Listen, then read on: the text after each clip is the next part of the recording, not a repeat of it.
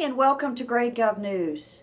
Today we're going to talk about the elections. Yep, we've got about 30 more days to listen to all the TV ads and the radio ads.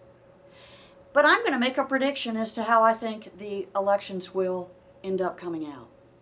I feel like I need to make this prediction because I feel it so strongly. And in part, I feel it strongly because it's going to mirror, in my view, the outcome will mirror the 1980 results. You see, I was young and in politics in 1980. I worked in the United States Senate and I worked for the leadership. So I was around and saw all of this unfolding. I didn't quite understand what I was witnessing, but it was a landslide, as we all know from the history books, but you could feel it. You could feel it coming on. Again, I was young. I didn't know exactly what I was witnessing and feeling. As a result, I studied it. I studied what happened and why it happened. And that's why I feel like I can make this prediction today that it will be a landslide win for Governor Romney. Why do I say that? Well, I'm going to go through a couple of the voting blocks and sort of give you a brief description. Military voting, let's start there. Our brave men and women that serve us in the military, John McCain won them in 2008 by 10 percentage votes. 10%. I believe that Governor Romney will win the military voting by even a larger margin than that. You've got the young people. President Obama garnered the young vote 68% to 30%. But you know what? They're older now. They're 4 years older. Many of them have graduated from college and they can't find work. I think that 68 to 30% will be flipped on its head, and Governor Romney will come close to getting the 68% of the young people. You've got the Catholic voters. President Obama won the Catholic vote back in 2008 by 9 percentage points. I don't think that's going to happen this time.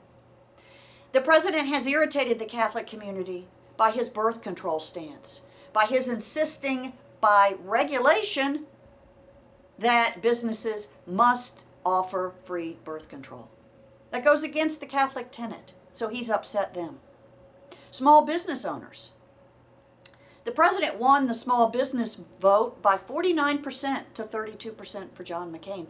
They were looking for a change. They wanted a change. They wanted to give President Obama a chance. Those small businesses now, they are hurting. The regulation that he has lobbed on them has made many of them close, many of them tighten their belt, and I believe he will lose the small business vote this time. You have the black vote. He won the black vote 98%. But that means he can only probably go down, right? What if he gets only 80% or 82%? I can see that being a reality, and the reason is the president has irritated a large segment of the black community. Those are the churchgoers, with his stance on gay marriage. So I can see him losing a chunk of the black community. And then you have Jewish voters. The president has so irritated the Jewish voters by his snubbing of Netanyahu.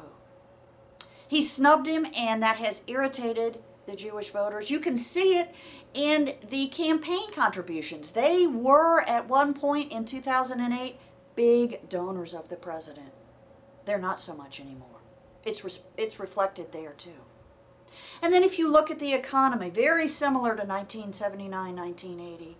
The gas prices are killing us. We know that. Grocery prices, the lack of jobs or the loss of jobs. On and on it goes. I'm not going to go through all the economic indicators. I'm just here to tell you it feels like it did in 1980. It feels like it did when I was young and I didn't know what I was feeling, but I researched it and it feels the same. And when I say it feels the same, I think it will have the same effect as in 1980 with a Governor Romney landslide win. And I also think that coming with that win will be coattails for Congress. In 1980, Governor Reagan swept in 16 new freshman senators. to the United States Senate. That was the largest freshman class since the 1940s, when they had a class that had 17 members. You had 16 brand new United States Senators in 1981. I believe that will happen again. There'll be coattails in the United States Senate. Remember, there are 23 Senate Democrat seats up for election this time, versus only 10 Republican seats. So I think they will sweep in a majority for the United States Senate and a bigger majority in the House of Representatives. I guess we'll all see in about 30 days. In the meantime, try to make it through all the commercials, try to make it through all the ads. Don't forget to vote. Don't forget to take friends and family to vote this November. And in the meantime, I'll be talking to you hopefully again. Don't forget to listen to GradeGov Radio. You can find it on the homepage of gradegov.com under the radio link. In the meantime, have a wonderful, wonderful, blessed week, and stay tuned.